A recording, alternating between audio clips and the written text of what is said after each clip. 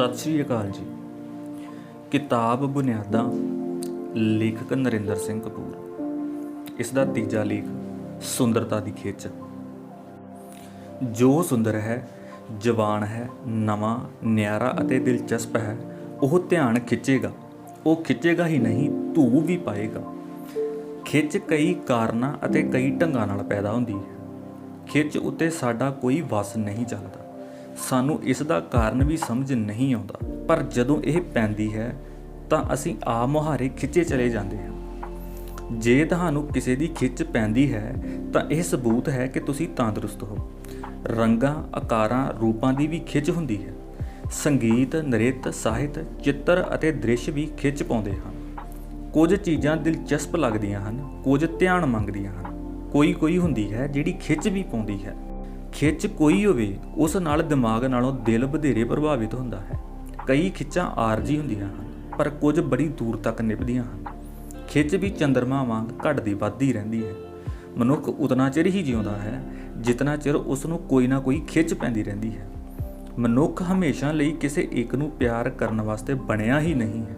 ਉਸ ਨੂੰ ਨਵੇਂ ਅਨੁਭਵ ਪ੍ਰਾਪਤ ਹੁੰਦੇ ਰਹਿੰਦੇ ਹਨ ਅਤੇ ਸੱਜਰੀਆਂ ਖਿੱਚਾਂ ਉਸ ਨੂੰ ਅੱਕਣ ਥੱਕਣ ਨਹੀਂ ਦਿੰਦੀਆਂ। ਇਸ ਪੱਖੋਂ ਪਸ਼ੂ ਪੰਛੀ ਵਧੇਰੇ ਆਧੁਨਿਕ ਹਨ। ਉਹ ਕੁਦਰਤ ਨਾਲ ਵਧੇਰੇ ਇਕਸੁਰ ਹਨ। ਉਹ ਲੰਮੀਆਂ ਵਫਾਦਾਰੀਆਂ ਦੀਆਂ ਸੌਹਾਂ ਖਾਂਦੇ ਹੀ ਨਹੀਂ, ਸੋ ਉਹਨਾਂ ਉੱਤੇ ਬੇਵਫਾਈ ਦੀ ਤੁਹਮਤ ਵੀ ਨਹੀਂ ਲੱਗਦੀ। ਉਹਨਾਂ ਨੂੰ ਜਿਸ ਦੀ ਅਤੇ ਜਿੱਧਰੋਂ ਖਿੱਚ ਮਹਿਸੂਸ ਹੁੰਦੀ ਹੈ, ਉੱਧਰ ਨਿਕਲ ਜਾਂਦੇ ਹਨ। ਮਨੁੱਖੀ ਨਸਲ ਵੀ ਭੋਜਨ, ਪੈਸੇ, ਪ੍ਰਸਿੱਧੀ, ਮਾਨਤਾ ਆਦਿ ਭਾਂਤ ਦੀਆਂ ਖਿੱਚਾਂ ਹੰਢਾਉਂਦੀ ਹੈ, ਪਰ ਸਭ ਤੋਂ ਵੱਧ ਵਿਆਪਕ, ਸਦੀਵੀ ਅਤੇ ਸ਼ਕਤੀਸ਼ਾਲੀ ਖਿੱਚ ਇਸਤਰੀ ਪੁਰਸ਼ ਵਿਚਕਾਰ ਹੁੰਦੀ ਹੈ। ਇਸਤਰੀ ਪੁਰਸ਼ ਦੀ ਮਾਨਸਿਕ ਅਤੇ ਸਰੀਰਕ ਬਣਤਰ ਹੀ ਅਜਿਹੀ ਹੈ ਕਿ ਇਹ ਇੱਕ ਦੂਜੇ ਨੂੰ ਖਿੱਚ ਪਾਉਂਦੇ ਰਹਿੰਦੇ ਹਨ। ਜਨਮ ਲੈਂਦਿਆਂ ਹੀ ਸੰਸਾਰ ਅਤੇ ਜੀਵਨ ਦੀ ਖਿੱਚ ਪੈਣ ਲੱਗ ਪੈਂਦੀ ਹੈ। ਹਰ ਕੋਈ ਹਰੇਕ ਖਿੱਚ ਨੂੰ ਵੱਖਰੇ ਢੰਗ ਨਾਲ ਮਹਿਸੂਸ ਕਰਦਾ ਹੈ ਅਤੇ ਆਪਣੀ ਖਿੱਚ ਨੂੰ ਨਿਵੇਕਲੇ ਢੰਗ ਨਾਲ ਪੜ੍ਹਦਾ ਅਤੇ ਬਿਆਨ ਕਰਦਾ ਹੈ। ਕੋਈ ਦੂਜੇ ਨੂੰ ਨਾਵਲ ਵਾਂਗ ਪੜ੍ਹਦਾ ਹੈ, ਕੋਈ ਕਵਿਤਾ ਵਾਂਗ ਅਤੇ ਕੋਈ ਪ੍ਰਸ਼ਨ ਪੱਤਰ ਵਾਂਗ। ਸ਼ਕਤੀਸ਼ਾਲੀ ਖਿੱਚ ਦੁਵੱਲੀ ਹੁੰਦੀ ਹੈ। ਇੱਕ ਪਾਸਟ ਜਾਂ ਇਕਹਿਰੀ ਖਿੱਚ ਨਹੀਂ ਹੁੰਦੀ, ਦਿਲਚਸਪੀ ਹੀ ਹੁੰਦੀ ਹੈ। ਦੁਵੱਲੀ ਖਿੱਚ ਵਿੱਚ ਦੋਹਾਂ ਧਿਰਾਂ ਨੂੰ ਲਾਗਤ ਨਾਲੋਂ ਪ੍ਰਾਪਤੀ ਵਧੇਰੇ ਹੋ ਰਹੀ ਪ੍ਰਤੀਤ ਹੁੰਦੀ ਹੈ। ਲੈਣ ਦੇਣ ਭਾਵੁਕ ਹੋਣ ਕਰਕੇ ਦੋਵੇਂ ਨੇੜੇ ਆ ਜਾਂਦੇ ਹਨ ਅਤੇ ਜ਼ਿੰਦਗੀ ਨਾਲੋਂ ਵੀ ਲੰਮੇ ਵਾਅਦੇ ਕਰਦੇ ਹਨ। ਪਰਸਪਰ ਖਿੱਚ ਇਤਨੀ ਸ਼ਕਤੀਸ਼ਾਲੀ ਹੁੰਦੀ ਹੈ ਕਿ ਲੰਮੇ ਵਾਅਦੇ ਹੀ ਢੁਕਵੇਂ ਪ੍ਰਤੀਤ ਹੁੰਦੇ ਹਨ, ਪਰ ਬਹੁਤੀਆਂ ਖਿੱਚਾਂ ਦੀ ਉਮਰ ਲੰਮੀ ਨਹੀਂ ਹੁੰਦੀ। ਇਸ ਸੰਸਾਰ ਵਿੱਚ ਕੋਈ ਵੀ ਅਜਿਹਾ ਨਹੀਂ ਜਿਸ ਨੂੰ ਕਿਸੇ ਦੀ ਵੀ ਖਿੱਚ ਨਾ ਪਈ ਹੋਵੇ। ਕਈਆਂ ਨੂੰ ਇੱਕ ਖਿੱਚ ਪਹਿਲਾਂ ਹੀ ਪਈ ਹੁੰਦੀ ਹੈ ਅਤੇ ਕਿਸੇ ਹੋਰ ਵੱਲੋਂ ਕਿਸੇ ਹੋਰ ਪਾਸਿਓਂ ਕੋਈ ਹੋਰ ਖਿੱਚ ਪੈਣ ਲੱਗ ਜਾਂਦੀ ਹੈ।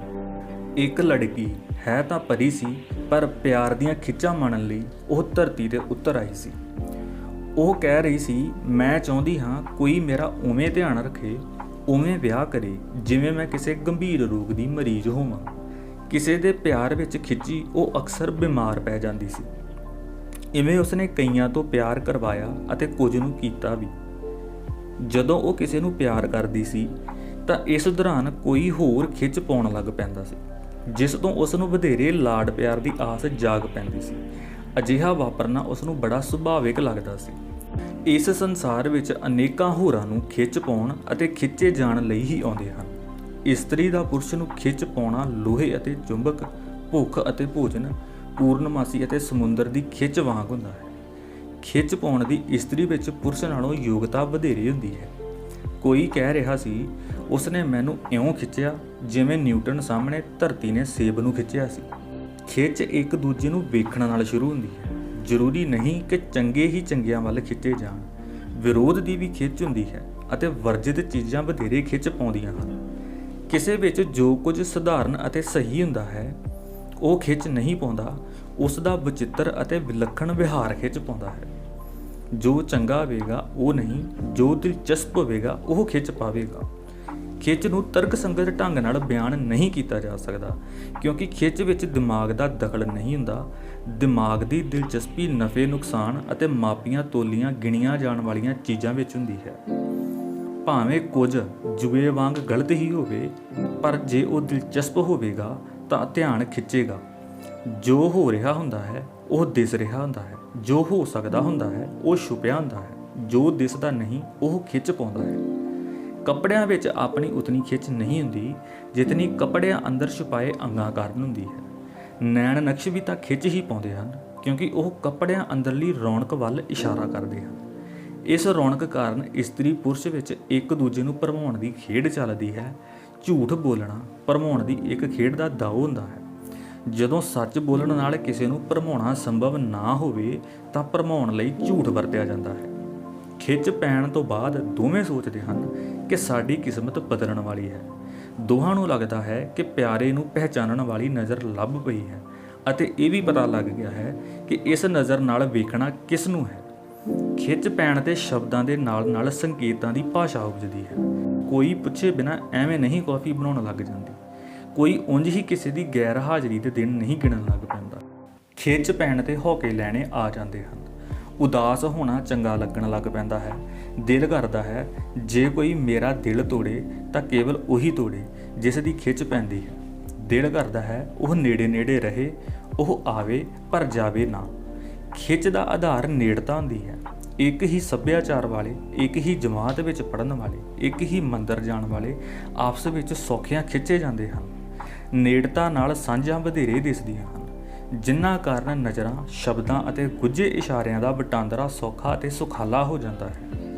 ਇਹ ਸਾਡੇ ਆਪਣੇ ਉਸਾਰੇ ਰਿਸ਼ਤੇ ਹੁੰਦੇ ਹਨ, ਇਸ ਲਈ ਇਹ ਵਧੇਰੇ ਨਿੱਘੇ, ਰਮਣੀਕ, ਰਜਵੇਂ ਅਤੇ ਆਪਣੇ ਲੱਗਦੇ ਹਨ। ਖਿੱਚ ਹਮੇਸ਼ਾ ਨਵੇਂ ਦੀ ਹੁੰਦੀ ਹੈ ਅਤੇ ਇਹ ਉਤਨਾ ਚਿਰ ਹੀ ਰਹਿੰਦੀ ਹੈ ਜਿਤਨਾ ਚਿਰ ਖਿੱਚ ਪਾਉਣ ਵਾਲੇ ਨਵੇਂ ਰਹਿੰਦੇ ਹਨ। ਜਿਨ੍ਹਾਂ ਵਿੱਚ ਜਮਾਤਾਂ ਪਾਸ ਕਰਨ ਵਰਗਾ ਵਿਕਾਸ ਵਾਪਰਦਾ ਰਹੇ, ਉਹਨਾਂ ਦੀ ਖਿੱਚ ਬਰਕਰਾਰ ਰਹਿੰਦੀ ਹੈ। ਅਮਰੀਕਾ ਸੰਸਾਰ ਭਰ ਦੇ ਜਵਾਨਾਂ ਨੂੰ ਖਿੱਚ ਪਾਉਂਦਾ ਹੈ। ਇਹ ਜਵਾਨ ਆਪਣੀਆਂ ਨਵੀਆਂ ਕਾਢਾਂ ਅਤੇ ਸੋਚਾਂ ਨਾਲ ਅਮਰੀਕਾ ਨੂੰ ਜਵਾਨ ਰੱਖਦੇ ਹਨ। ਜਿਹੜਾ ਦੇਸ਼, ਵਿਚਾਰ ਜਾਂ ਵਿਅਕਤੀ ਕਿਸੇ ਨੂੰ ਚੰਗਾ ਨਹੀਂ ਲੱਗਦਾ, ਉਹ ਪ੍ਰਭਾਵਿਤ ਨਹੀਂ ਕਰਦਾ, ਖਿੱਚ ਨਹੀਂ ਪਾਉਂਦਾ। ਖਿੱਚ ਵਿੱਚ ਸੁਹਜ ਅਤੇ ਸੁੰਦਰਤਾ ਦਾ ਯੋਗਦਾਨ ਹੁੰਦਾ ਹੈ। ਪਤੀ ਦਾ ਸੋਹਣਾ ਹੋਣਾ ਚੰਗੀ ਗੱਲ ਹੈ, ਪਰ ਪਤੀ ਨਾਲੋਂ ਪਤਨੀ ਦਾ ਸੋਹਣੀ ਹੋਣਾ ਜਾਂ ਸੋਹਣੀ ਲੱਗਣਾ ਜ਼ਰੂਰੀ ਹੈ। ਜੇ ਫਿਲਮ ਦਾ ਨਾਇਕ ਫਿਲਮ ਦੇ ਖਲਨਾਇਕ ਨਾਲੋਂ ਅਤੇ ਰਾਮਲੀਲਾ ਦਾ ਰਾਮ ਰਾਵਣ ਨਾਲੋਂ ਸੋਹਣਾ ਨਹੀਂ ਤਾਂ ਉਹ ਪ੍ਰਭਾਵਿਤ ਨਹੀਂ ਕਰੇਗਾ। ਪੁਰਸ਼ਾਂ ਨੂੰ ਇਸਤਰੀ ਦੀ ਸੂਰਤ, ਸਲੀਕਾ, ਸੁਹਜ ਅਤੇ ਸਰੀਰ ਖਿੱਚ ਪਾਉਂਦਾ ਹੈ। ਇਸਤਰੀ ਨੂੰ ਪੁਰਸ਼ ਦੀ ਸੁਰੱਖਿਆ, ਸਾਥ, ਅਕਲ ਅਤੇ ਰੁਤਬਾ ਖਿੱਚਦੇ ਹਨ। ਇਸਤਰੀ ਦੇ ਨੈਣ ਨਕਸ਼ ਪਹਿਲਾਂ ਧਿਆਨ ਖਿੱਚਦੇ ਹਨ, ਉਸ ਦੀ ਅਕਲ ਮਗਰੋਂ ਪ੍ਰਭਾਵਿਤ ਕਰਦੀ ਹੈ। ਇਸੇ ਕਾਰਨ ਪਹਿਲੀ ਮਿਲਣੀ ਸਮੇਂ ਇਸਤਰੀ ਆਪ ਚੁੱਪ ਰਹਿ ਕੇ ਪੁਰਸ਼ ਨੂੰ ਨੈਣ ਨਕਸ਼ ਵੇਖਣ ਦਾ ਅਵਸਰ ਦਿੰਦੀ ਹੈ। ਪੁਰਸ਼ ਮਿਲਦਿਆਂ ਹੀ ਬੋਲਣ ਲੱਗ ਪੈਂਦਾ ਹੈ, ਇਸ ਲਈ ਉਸ ਦੇ ਬੋਲਣ ਤੋਂ ਉਸ ਦੀ ਅਕਲ ਦਾ ਅਨੁਮਾਨ ਪਹਿਲਾਂ ਲਗਾਇਆ ਜਾਂਦਾ ਹੈ, ਬਾਕੀ ਪੱਖ ਮਗਰੋਂ ਵੇਖੇ ਜਾਂਦੇ ਹਨ। ਪੁਰਸ਼ ਦੀ ਬਹਾਦਰੀ ਸਰੀਰਕ ਨਹੀਂ ਹੁੰਦੀ, ਉਸ ਦੇ ਇਰਾਦੇ ਵਿੱਚ ਹੁੰਦੀ ਹੈ। ਇਸਤਰੀ ਦੇ ਨੈਣ ਨਕਸ਼ ਹੀ ਖਿੱਚ ਨਹੀਂ ਪਾਉਂਦੇ, ਉਸ ਦੀ ਸੁੰਦਰ ਤੱਕਣੀ, ਉਸ ਦੀਆਂ ਮਨਮੋਹਕ ਅਦਾਵਾਂ ਅਤੇ ਸਲੀਕੇ ਵਾਲਾ ਵਿਹਾਰ ਵੀ ਖਿੱਚ ਪਾਉਂਦੇ ਹਨ। ਇਸੇ ਕਾਰਨ ਨੈਣ ਨਕਸ਼ਾਂ ਦੇ ਪੱਖੋਂ ਕਈ ਸਧਾਰਨ ਇਸਤਰੀਆਂ ਵੀ ਸੁਹਜਮਈ ਆਦਤਾਂ ਅਤੇ ਮਿੱਠੀ ਬੋਲ ਬਾਣੀ ਕਾਰਨ ਬੜੀਆਂ ਖਿੱਚ ਪਾਉਂਦੀਆਂ ਹਨ। ਕੁਆਰੇ ਜੀਵਨ ਦੀਆਂ ਖਿੱਚਾਂ ਹੋਰ ਹੁੰਦੀਆਂ ਹਨ, ਵਿਆਹੇ ਜੀਵਨ ਦੀਆਂ ਹੋਰ। ਬਚਪਨ ਵਿੱਚ ਖਾਣ ਪੀਣ ਵਾਲੀਆਂ ਚੀਜ਼ਾਂ ਵਿੱਚ ਦਿਲਚਸਪੀ ਹੁੰਦੀ ਹੈ, ਬੁਢਾਪੇ ਵਿੱਚ ਸੁੱਖ ਸਾਧਨਾਂ ਦੀ ਖਿੱਚ ਹੁੰਦੀ ਹੈ। ਰਿਸ਼ਤਾ ਕਰਨ ਵੇਲੇ ਪੁਰਸ਼ ਨੂੰ ਚਾਹੀਦੀ ਪਤਨੀ ਹੁੰਦੀ ਹੈ, ਪਰ ਲੜਕੀ ਸਾਬਤ ਕਰਨ ਲੱਗ ਪੈਂਦੀ ਹੈ ਕਿ ਉਹ ਬੜੀ ਦਿਲਚਸਪ ਪ੍ਰੇਮਿਕਾ ਸਾਬਤ ਹੋਵੇਗੀ। ਇਵੇਂ ਹੀ ਲੜਕੀ ਨੂੰ ਭਾਲ ਪਤੀ ਦੀ ਹੁੰਦੀ ਹੈ, ਪਰ ਲੜਕਾ ਸਾਬਤ ਕਰਨ ਲੱਗ ਪੈਂਦਾ ਹੈ ਕਿ ਉਹ ਹਰ ਰੋਜ਼ ਇੱਕ ਹੀਰੋ ਨੂੰ ਮਿਲਿਆ ਕਰੇਗੀ। ਵਿਆਹ ਤੋਂ ਬਾਅਦ ਪਤਨੀ ਚਾਹੁੰਦੀ ਹੈ ਕਿ ਪਤੀ ਉਸ ਨੂੰ ਰੁਤਬੇ ਅਤੇ ਸਮਾਜਿਕ ਰਾਜਨੀਤਿਕ ਮਹੱਤਵ ਨਾਲ ਖਿੱਚ ਪਾਉਂਦਾ ਰਹੇ। ਪਤੀ ਚਾਹੁੰਦਾ ਹੈ ਕਿ ਉਸ ਦੀ ਪਤਨੀ ਆਸਮਾਨ ਤੋਂ ਥੱਲੇ ਉਤਰਿਆ ਚੰਨ ਲੱਗੇ। ਹਰੇਕ ਸਮਾਜ ਵਿੱਚ ਅਕਸਰ ਚੰਗੇ ਸੋਹਣੇ ਅਤੇ ਸੋਹਣੇ ਚੰਗੇ ਸਮਝੇ ਜਾਂਦੇ ਹਨ। ਸਕੂਲ ਵਿੱਚ ਸੋਹਣੇ ਅਤੇ ਭੋਲੇ ਹੋਣ ਕਾਰਨ ਗੋਰੇ ਬੱਚਿਆਂ ਨੂੰ ਕਾਲਿਆਂ ਨਾਲੋਂ ਘੱਟ ਸਜ਼ਾ ਮਿਲਦੀ ਹੈ, ਜਦਕਿ ਕਾਲੇ ਬੱਚੇ ਲੜਾਕੇ ਅਤੇ ਗੰਦੇ ਸਮਝੇ ਜਾਂਦੇ ਹਨ। ਸੋਹਣੇ ਚਿਹਰੇ ਤੇ ਸਵੈ ਵਿਸ਼ਵਾਸ ਦੀ ਇੱਕ ਝਲਕ ਅਤੇ ਸਮਾਜਿਕ ਚਮਕ ਹੁੰਦੀ ਹੈ। ਸੋਹਣੇ ਪਾਗਲ ਘੱਟ ਹੁੰਦੇ ਹਨ, ਬਿਮਾਰ ਘੱਟ ਪੈਂਦੇ ਹਨ। ਜੇ ਪੈ ਜਾਣ ਤਾਂ ਹੋਰਾਂ ਦੇ ਹਾਲ ਪੁੱਛਣ ਨਾਲ ਹੀ ਠੀਕ ਹੋ ਜਾਂਦੇ ਹਨ। ਸੋਹਣਿਆਂ ਦਾ ਨਖਰਾ ਹੁੰਦਾ ਹੈ, ਉਹ ਦਵਾਈ ਲੈਣ ਵਿੱਚ ਵੀ ਨਖਰਾ ਕਰਦੇ ਹਨ, ਜਿਵੇਂ ਬਿਮਾਰੀ ਤੇ ਅਹਿਸਾਨ ਕਰ ਰਹੇ ਹੋਣ। ਨਖਰੇਲੋ ਇਸਤਰੀ ਨਖਰਿਆਂ ਦੀ ਖਿੱਚ ਨਾਲ ਹੀ ਪੁਰਸ਼ ਨੂੰ ਉਧਾਲ ਲੈਂਦੀ ਹੈ। ਕਿਸੇ ਮੁਕਾਬਲੇ ਜਾਂ ਸਮਾਗਮ ਵਿੱਚ ਜੇ ਸੋਹਣੀ ਇਸਤਰੀ ਗਾਵੇ ਜਾਂ ਬੋਲੇ ਤਾਂ ਤਾੜੀਆਂ ਵਧੇਰੇ ਵੱਜਦੀਆਂ ਹਨ। ਇਹ ਸੁੰਦਰਤਾ ਦੀ ਰਿਆਇਤ ਹੁੰਦੀ ਹੈ। ਕਿਸੇ ਨਾਲ ਪਹਿਲੀ ਅਤੇ ਸੰਖੇਪ ਮਿਲਣੀ ਵਿੱਚ ਅਕਸਰ ਸਰੀਰਕ ਪੱਖ ਹੀ ਵੇਖੇ ਜਾਂਦੇ ਹਨ। ਖਿੱਚ ਹੀ ਮਾਪੀ ਤੋਲੀ ਜਾਂਦੀ ਹੈ। ਜੇ ਪਹਿਲੀ ਮਿਲਣੀ ਚੰਗੀ ਹੋਵੇ ਤਾਂ ਹੋਰ ਮਿਲਣੀਆਂ ਦੀ ਆਸ ਵੱਧ ਜਾਂਦੀ ਹੈ।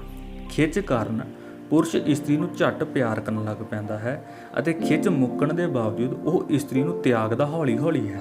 ਪਰ ਇਸਤਰੀ ਪਿਆਰ ਪਾਉਣ ਵੇਲੇ ਅਨੇਕਾਂ ਪੱਖਾਂ ਬਾਰੇ ਸੋਚਣ ਕਾਰਨ ਦੇਰ ਨਾਲ ਫੈਸਲਾ ਕਰਦੀ ਹੈ, ਪਰ ਖਿੱਚ ਮੁੱਕਣ 'ਤੇ ਉਹ ਪੁਰਸ਼ ਨੂੰ ਤਿਆਗਦੀ ਇੱਕਦਮ ਹੈ ਅਤੇ ਆਪਣੇ ਸਾਰੇ ਬੂਹੇ ਬਾਰੀਆਂ ਬੰਦ ਕਰ ਲੈਂਦੀ ਹੈ। ਇਹ ਸਮਝਣਾ ਜ਼ਰੂਰੀ ਹੈ ਕਿ ਕਿਸੇ ਵਿਅਕਤੀ ਦਾ ਸਮੁੱਚਾ ਨਹੀਂ, ਉਸ ਦਾ ਕੋਈ ਇੱਕ ਪੱਖ ਵਿਸ਼ੇਸ਼ ਖਿੱਚ ਪਾਉਂਦਾ ਹੈ। ਖਿੱਚ ਪਾਉਣ ਵਾਲੇ ਹਰੇਕ ਵਿਅਕਤੀ ਵਿੱਚ ਖਿੱਚ ਦਾ ਇੱਕ ਕੇਂਦਰ ਹੁੰਦਾ ਹੈ। ਕਿਸੇ ਦੀਆਂ ਅੱਖਾਂ ਖਿੱਚ ਪਾਉਂਦੀਆਂ ਹਨ, ਕਿਸੇ ਦੀਆਂ ਗੱਲਾਂ ਵਿਚਲੇ ਟੋਏ, ਕਿਸੇ ਦੀ ਮੁਸਕਰਾਹਟ, ਕਿਸੇ ਦੀ ਆਵਾਜ਼ ਅਤੇ ਕਿਸੇ ਦਾ ਵਿਹਾਰ। ਇਵੇਂ ਇੱਕ ਸੋਹਣੀ ਇਸਤਰੀ ਭਾਵੇਂ ਕਈਆਂ ਨੂੰ ਖਿੱਚ ਪਾਉਂਦੀ ਹੈ, ਪਰ ਹਰ ਕਿਸੇ ਲਈ ਉਸ ਦੀ ਮਾਨਸਿਕ ਬਣਤਰ ਅਨੁਸਾਰ ਖਿੱਚ ਦਾ ਕੇਂਦਰ ਵੱਖਰਾ-ਵੱਖਰਾ ਹੁੰਦਾ ਹੈ। ਪਿਆਰ ਪਰਸਪਰ ਪਸੰਦ ਦਾ ਖੇਤਰ ਹੈ। ਮੁੱਢ ਵਿੱਚ ਗੁਣ ਵਧੇਰੇ ਸ਼ਕਤੀਸ਼ਾਲੀ ਪ੍ਰਤੀਤ ਹੋਣ ਕਾਰਨ ਨੁਕਸ ਭਾਵੇਂ ਦਿਸਦੇ ਤਾਂ ਹਨ, ਪਰ ਇਹਨਾਂ ਵੱਲ ਧਿਆਨ ਨਹੀਂ ਦਿੱਤਾ ਜਾਂਦਾ। ਨਾਜਾਇਜ਼ ਰਿਸ਼ਤੇ ਦੀ ਖਿੱਚ ਉਦੋਂ ਘਟਣ ਲੱਗਦੀ ਹੈ ਜਦੋਂ ਤਸੱਲੀ ਨਾਲੋਂ ਪਰੇਸ਼ਾਨੀ ਵੱਧ ਜਾਂਦੀ ਹੈ। ਨਾਜਾਇਜ਼ ਰਿਸ਼ਤਿਆਂ ਵਿੱਚ ਪਰੇਸ਼ਾਨੀਆਂ ਅਤੇ ਮੁਸ਼ਕਲਾਂ ਸਹਿਣ ਦਾ ਧੀਰਜ ਨਹੀਂ ਹੁੰਦਾ। ਪੱਕੇ ਪਰਿਵਾਰਕ ਰਿਸ਼ਤਿਆਂ ਵਿੱਚ ਪਰੇਸ਼ਾਨੀਆਂ, ਮੁਸ਼ਕਲਾਂ ਅਤੇ ਸੰਕਟਾਂ ਨੂੰ ਝੱਲਣ ਦੀ ਬਹੁਤ ਸ਼ਕਤੀ ਹੁੰਦੀ ਹੈ। ਪਤੀ ਪਤਨੀ ਵਿਚਕਾਰ ਲਗਭਗ ਸਾਰੀਆਂ ਸਮੱਸਿਆਵਾਂ ਪਰਸਪਰ ਦਿਲਚਸਪੀ ਦੇ ਘਟਣ ਅਤੇ ਸਰੀਰਕ ਖਿੱਚ ਦੀ ਘਾਟ ਕਾਰਨ ਉਪਜਦੀਆਂ ਹਨ। ਖਿੱਚਾਂ ਕਈ ਪ੍ਰਕਾਰ ਦੀਆਂ ਹੁੰਦੀਆਂ ਹਨ, ਜਿਵੇਂ ਭੋਜਨ ਦੀ ਖਿੱਚ, ਕਾਮ ਦੀ ਖਿੱਚ, ਧਨ ਜਾਇਦਾਦ ਅਤੇ ਮਾਨਤਾ ਦੀ ਖਿੱਚ, ਅਹੁਦੇ ਰੁਤਬੇ ਅਤੇ ਹਕੂਮਤ ਦੀ ਖਿੱਚ, ਧਨ ਕਮਾਉਣ ਦੀ ਖਿੱਚ, ਪੈਸਾ ਖਰਚਣ ਦੀ ਖਿੱਚ ਆਦਿ। ਜਦੋਂ ਭੁੱਖਾਂ ਖਿੱਚਾਂ ਬੇਮੁਹਾਰ ਹੋ ਜਾਣ ਤਾਂ ਪਹਿਲਾਂ ਇਹ ਲਾਲਚ ਅਤੇ ਮਗਰੋਂ ਅਮੋਕ ਲਾਲਸਾ ਬਣ ਕੇ ਮਨੁੱਖ ਨੂੰ ਹਾਸੋਹੀਣਾ, ਮਾਨਸਿਕ ਰੋਗੀ ਅਤੇ ਪਾਗਲ ਵੀ ਕਰ ਦਿੰਦੀਆਂ ਹਨ। ਇੱਕ ਪਾਗਲ ਵਿਅਕਤੀ ਆਬਾਦੀ ਤੋਂ ਬਾਹਰ ਇਕੱਲਾ ਰਹਿੰਦਾ ਸੀ। ਉਹ ਰਾਤ ਨੂੰ ਸ਼ਹਿਰ ਦੀਆਂ ਗਲੀਆਂ ਵਿੱਚ ਰੌਸ਼ਨੀ ਵਾਲੇ ਘਰਾਂ ਦੀਆਂ ਖਿੜਕੀਆਂ ਵਿੱਚ ਝਾਕਦਾ ਰਹਿੰਦਾ ਸੀ। ਕਲਪਨਾ ਨਾਲ ਜਿਤਨਾ ਸੋਚਿਆ ਜਾ ਸਕਦਾ ਸੀ, ਉਹ ਉਸ ਤੋਂ ਵੱਧ ਸੋਚਣ ਕਾਰਨ ਪਰੇਸ਼ਾਨ ਰਹਿੰਦਾ ਸੀ। ਕਾਲਜ, ਯੂਨੀਵਰਸਿਟੀਆਂ ਖਿੱਚ ਪਾਉਣ ਵਾਲੀ ਸੁੰਦਰਤਾ ਅਤੇ ਜਵਾਨੀ ਦੀਆਂ ਝੀਲਾਂ ਹੁੰਦੀਆਂ ਹਨ, ਜਿੱਥੇ ਕੁੜੀਆਂ ਦੇ ਖੰਭ ਅਤੇ ਮੁੰਡਿਆਂ ਦੀ ਟੌਰ ਨਿਕਲ ਆਉਂਦੀ ਹੈ। ਜਦੋਂ ਲੜਕੀਆਂ ਦੇ ਹੋਸਟਲ ਬੰਦ ਹੋ ਜਾਂਦੇ ਹਨ ਤਾਂ ਲੜਕੇ ਆਪਣੇ ਹੋਸਟਲਾਂ ਵੱਲ ਨਹੀਂ ਮੁੜਦੇ। ਉਹ ਲੜਕੀਆਂ ਦੇ ਹੋਸਟਲਾਂ ਦੇ ਨੇੜੇ ਕਲਪਨਾ ਦੀਆਂ ਧੂਣੀਆਂ ਦੁਆਲੇ ਬਹਿ ਕੇ ਮਾਲਾ ਫੇਰਦੇ ਹਨ ਅਤੇ ਚੁੱਪ ਬਹਿ ਕੇ ਕਵਾਲੀਆਂ ਗਾਉਂਦੇ ਹਨ। ਲੜਕੀਆਂ ਹੋਸਟਲਾਂ ਦੇ ਅੰਦਰ ਮਨ ਹੀ ਮਨ ਚੂੜਾ ਪਹਿਨ ਕੇ ਮੈਰਿਜ ਪੈਲਸਾਂ ਦੀ ਰੌਣਕ ਵਿੱਚ ਘੁੰਮਦੀਆਂ ਹਨ। ਅਜਿਹੀ ਰੌਣਕ ਦੇ ਇਹ ਦਿਨ ਜਲਦੀ ਮੁੱਕ ਜਾਂਦੇ ਹਨ। ਜਵਾਨੀ ਵਿੱਚ ਆਸ ਉਮੀਦ ਦੀ, ਸੋਹਣੇ ਸੁਹਾਵਣੇ ਭਵਿੱਖ ਦੀ ਖਿੱਚ ਹੁੰਦੀ ਹੈ। ਹਰ ਕੋਈ ਸੋਹਣੇ ਸਾਥ ਪ੍ਰਤੀ ਆਸਵੰਦ ਹੁੰਦਾ ਹੈ। ਜੋੜੀਆਂ ਬਣਨ ਦਾ ਕਾਰਜ ਅਤੇ ਉਪਰਾਲਾ ਨਿਰੰਤਰ ਜਾਰੀ ਰਹਿੰਦਾ ਹੈ। ਆਸ ਹੁੰਦੀ ਹੈ ਕਿ ਜੋ ਚੰਗਾ ਅਤੇ ਸੋਹਣਾ ਹੋਰਾਂ ਨਾਲ ਵਾਪਰ ਰਿਹਾ ਹੈ, ਉਹ ਸਾਡੇ ਨਾਲ ਵੀ ਵਾਪਰੇਗਾ। ਇਸ ਆਸ ਉਮੀਦ ਨਾਲ ਸਾਡਾ ਵਿਹਾਰ ਪ੍ਰਭਾਵਿਤ ਹੁੰਦਾ ਹੈ। ਇੱਕ ਵਿਆਹ ਦੇ ਸਮਾਗਮ ਵਿੱਚ ਕੁਝ ਪੁਰਸ਼ਾਂ ਨੇ ਕਿਸੇ ਹੋਰ ਪੁਰਸ਼ ਨੂੰ ਘੇਰਿਆ ਹੋਇਆ ਸੀ ਅਤੇ ਉਹ ਉਸ ਨੂੰ ਕਿਸੇ ਇਸਤਰੀ ਦੇ ਨੇੜੇ ਹੋਣ ਕਾਰਨ ਈਰਖਾਵਸ ਪਰੇਸ਼ਾਨ ਕਰ ਰਹੇ ਸਨ। ਉਸ ਵੇਲੇ ਜਿਸ ਇਸਤਰੀ ਦੀਆਂ ਗੱਲਾਂ ਹੋ ਰਹੀਆਂ ਸਨ, ਉਹ ਆਈ ਅਤੇ ਘਿਰੇ ਹੋਏ ਪੁਰਸ਼ ਨੂੰ ਕਹਿਣ ਲੱਗੀ, ਮੈਂ ਤੁਹਾਨੂੰ ਬੜੀ ਦੇਰ ਤੋਂ ਲੱਭ ਰਹੀ ਹਾਂ, ਵਿਹਲੇ ਹੋ ਕੇ ਮੇਰੇ ਕੋਲ ਆਉਣਾ, ਜ਼ਰੂਰੀ ਕੰਮ ਹੈ, ਕਿਧਰੇ ਜਾਣਾ ਹੈ। ਇਸ ਤੋਂ ਬਾਅਦ ਘੇਰਨ ਵਾਲਿਆਂ ਦਾ ਵਿਹਾਰ ਹੀ ਬਦਲ ਗਿਆ ਅਤੇ ਉਹ ਸਾਰੇ ਆਸਵੰਦ ਦਿਓਰ ਬਣ ਗਏ। ਜੇ ਕੋਈ ਪੁੱਛੇ ਕਿ ਖਿੱਚ ਪੈਂਦੀ ਕਿਵੇਂ ਹੈ ਅਤੇ ਕਦੋਂ ਪੈਂਦੀ ਹੈ, ਤਾਂ ਉੱਤਰ ਹੈ, ਜਿਵੇਂ ਮੀਂਹ ਪੈਂਦਾ ਹੈ, ਜਦੋਂ ਅਤੇ ਜਿਵੇਂ ਫੁੱਲ ਖਿੜਦੇ ਹਨ। ਖਿੱਚ ਦਾ ਸੰਬੰਧ ਦਿਲ ਨਾਲ ਹੈ। ਇਹ ਅੱਖਾਂ ਰਾਹੀਂ ਦਿਲ ਵਿੱਚ ਪਹੁੰਚਦੀ ਹੈ ਅਤੇ ਇਸ ਵਿੱਚ ਅਕਲ ਨਾਲ ਕਿਧਰੇ ਵਾਸਤਾ ਨਹੀਂ ਪੈਂਦਾ। ਸੋ ਇਹ ਦਿਮਾਗ ਜਾਂ ਅਕਲ ਨਾਲ ਸਮਝੀ ਸਮਝਾਈ ਨਹੀਂ ਜਾ ਸਕਦੀ। ਖਿੱਚ ਦਾ ਸੁਭਾਅ ਬੁਝਾਰਤ ਵਾਲਾ ਹੁੰਦਾ ਹੈ। ਸੁਗੰਧੀਆਂ ਦੀ ਵਰਤੋਂ, ਹਾਰ ਸ਼ਿੰਗਾਰ ਅਤੇ ਫੈਸ਼ਨ ਦਾ ਉਦੇਸ਼ ਖਿੱਚ ਨੂੰ ਵਧਾਉਣਾ ਹੁੰਦਾ ਹੈ। ਕਿਸੇ ਇਸਤਰੀ ਵਿੱਚ ਇਤਨੀ ਖਿੱਚ ਹੁੰਦੀ ਹੈ ਕਿ ਉਹ ਆਲੇ ਦੁਆਲੇ ਦੀ ਰੌਣਕ, ਚਰਚਾ, ਉਡੀਕ ਅਤੇ ਧੜਕਣ ਬਣ ਜਾਂਦੀ ਹੈ। ਖਿੱਚ ਪਾਉਣ ਦੀ ਯੋਗਤਾ ਨਾਲ ਸਮਾਜ ਵਿੱਚ ਪ੍ਰਵਾਨਗੀ ਸੌਖਿਆਂ ਮਿਲ ਜਾਂਦੀ ਹੈ। ਇਸਤਰੀ ਦੀ ਜਾਤ ਉਸ ਦੀ ਖਿੱਚ ਹੁੰਦੀ ਹੈ। ਹੁਸਨ ਦੇ ਬਾਜ਼ਾਰ ਵਿੱਚ, ਫਿਲਮਾਂ ਅਤੇ ਕਲਾ ਦੇ ਖੇਤਰ ਵਿੱਚ ਬੋਲਬਾਲਾ ਖਿੱਚ ਪਾਉਣ ਵਾਲਿਆਂ ਦਾ ਹੀ ਹੁੰਦਾ ਹੈ। ਖਿੱਚ ਪਾਉਣ ਵਾਲੀਆਂ ਇਸਤਰੀਆਂ ਸਮਾਜ ਵਿੱਚ ਤਲਾਕ ਦਰ ਵਧਾ ਦਿੰਦੀਆਂ ਹਨ। ਉਹਨਾਂ ਦੀ ਖਿੱਚ ਨਾਲ ਕਈ ਘਰ ਉਜੜ ਜਾਂਦੇ ਹਨ। ਜੇ ਕੋਈ ਇਸਤਰੀ ਕਿਸੇ ਪੁਰਸ਼ ਵੱਲ ਖਿੱਚੀ ਜਾਵੇ ਤਾਂ ਉਹ ਕਹਿੰਦੀ ਨਹੀਂ ਕਿ ਮੈਂ ਤੈਨੂੰ ਚਾਹੁੰਦੀ ਹਾਂ। ਉਹ ਚਾਹੁੰਦੀ ਹੈ ਕਿ ਪੁਰਸ਼ ਇਤਨਾ ਸਿਆਣਾ ਜ਼ਰੂਰ ਹੋਵੇ ਕਿ ਉਹ ਆਪੇ ਸਮਝ ਜਾਵੇ। ਖਿੱਚ ਪੈਣ ਨਾਲ ਇੱਕ ਧਿਰ ਦੀ ਨੀਂਦਰ ਉੱਡ ਜਾਂਦੀ ਹੈ, ਦੂਜੀ ਧਿਰ ਨੂੰ ਸੁਪਨੇ ਹੀ ਉਸਦੇ ਆਉਂਦੇ ਹਨ। ਦੋਹਾਂ ਵਿੱਚ ਸੰਗੀਤ ਦੀਆਂ ਸੱਤੇ ਸੁਰਾਂ ਆਪ ਮੁਹਾਰੇ ਗੂੰਜਣ ਲੱਗ ਪੈਂਦੀਆਂ ਹਨ।